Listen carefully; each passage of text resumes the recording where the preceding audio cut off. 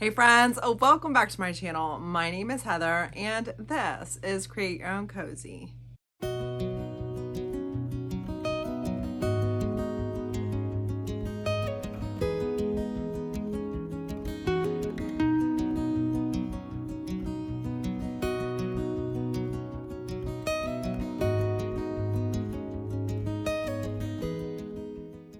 It is the day after Thanksgiving. We hosted 14 people in our home yesterday. Granted, 5 of them were our own family.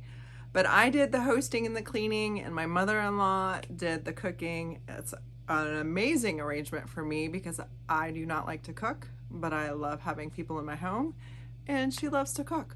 So we had a great Thanksgiving day yesterday. Today's video is going to be showing you the beginning stages of my Christmas decorating. We have done this Christmas decorating ever since we found out we're hosting Thanksgiving. My eldest, Piper, has been pushing me to get the Christmas trees out. So we decorated my front room that we sit in all the time. We moved some furniture around, got the whole family involved, and I'm going to take you guys along with me. So let's go ahead and get started.